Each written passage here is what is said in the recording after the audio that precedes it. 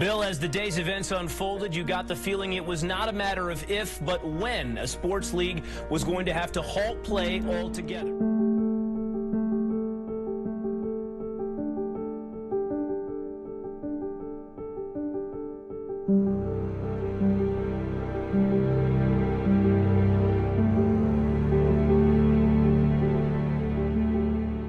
We were middle of the week training when we found out that, our league might be shut down.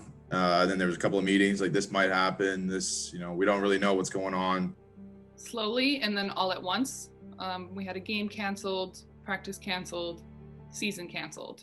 Yeah, I remember when we were flying back, 2 tournaments before, it was in Sydney, and we were flying back and everyone started, everyone in the airports were wearing masks and stuff. And I remember being like, I wonder if this is going to be a real thing. We saw the top 4 sports, like the NHL, the NFL, MLB, and NBA all shut down. We sent them home. I think we started doing we're not going to do contact right now. And then all of a sudden we were like, go home. We'll figure out what's going to happen. I think within days and hours, you were seeing different sports and leagues canceling. Eventually stopping flights. So it was stressful to try to get out of the country, get home, and then being scared because at the time, obviously, the virus was so unknown. With COVID-19 spreading fast, many athletes were left wondering what was going to happen next. I reached out to some that are playing at the international, professional, and college level to see what it's like to train during these uncertain times. The motivation was definitely up and down during this off season. I don't think anybody has had a training phase quite like this one. So it was scary having to trust in my development that I would still get to the same endpoints, even though I was doing things so differently. I had so much less time on the court, so much less time in the gym, a lot more home workouts, and just running outside and trying to stay active. Whew, my joints are pretty wrecked from running on the cement, but lungs passed the test. So I had to trust that, I was still putting in work, and that was all going to benefit me when I did come back overseas. I was able to have weights at my house or train by myself, and it's not the same thing, but it's a good substitute.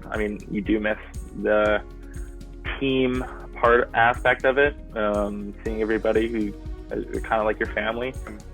Or, training at home, and you had to send him basically what you had at home, and he would make a program for you. But that was pretty tough because I don't have any gym equipment at home anymore. I've never had to train on my own before. I always train with a team. So it was a huge adjustment going to try and stay in shape on your own. You realized a lot of why they wanted to be there.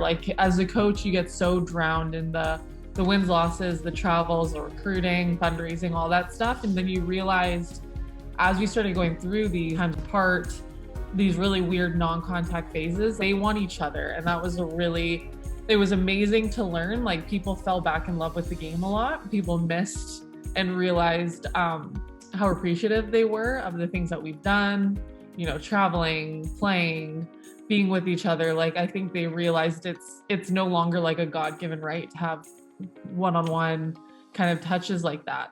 With return to play, new protocols and restrictions added to new challenges that athletes had to overcome to play the game that they love. Mentally, I was just very frustrated because I knew I didn't have COVID because I was testing negative on the PCR every week.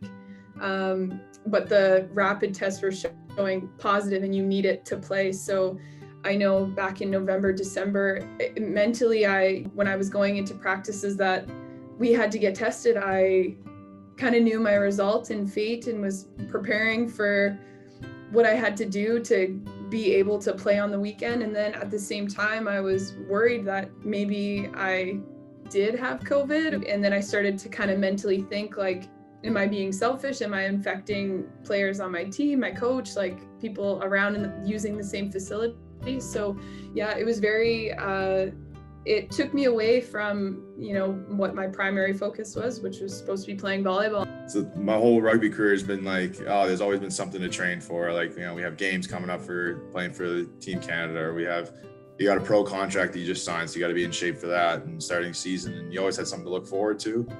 So even when I was training on my own, there was at least that little bit of motivation. And then obviously when I train with people in my same position or same team, like that's always a driving factor. Like you don't want to be the you know, the weakest guy in the gym or the slowest guy on the field. The hardest thing is academically. They're in a room all day long. They're in their houses. They don't get to leave.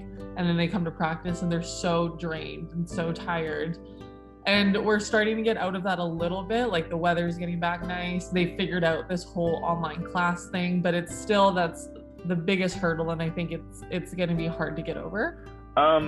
Yeah, I think the thing is the training without a for sure date or something to train for is super difficult.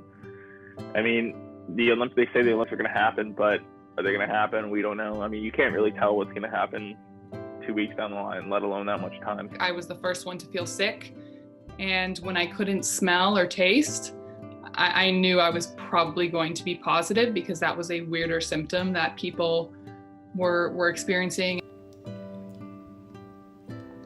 Tastes like nothing. Enjoy. And had to do my quarantine at home by myself, and then therefore so did the rest of the team. So we kept in contact, through messaging, and we were given home workouts to do if we were able to do them.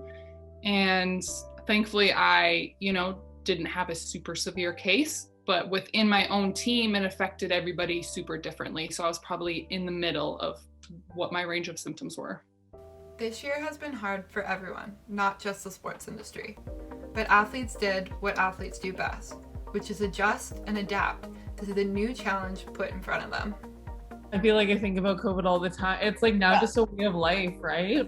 Yeah. It was such a frustration, and now you're just like, it is what it is. And We've had more field sessions where you can see guys, and we're allowed to spend more time at our headquarters now, as long as we're masked up and taking care of ourselves. We really saw that cases were starting to get better.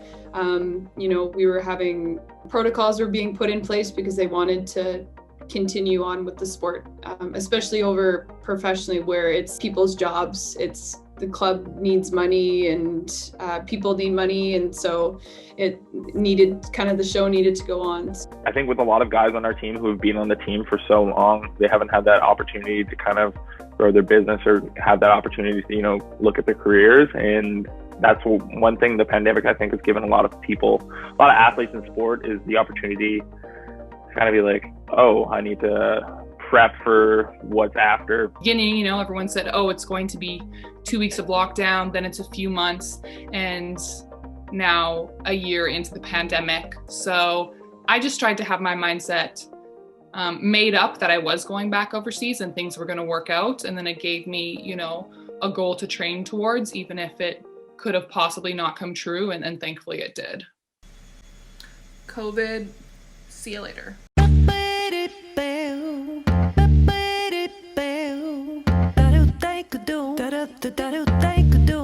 Do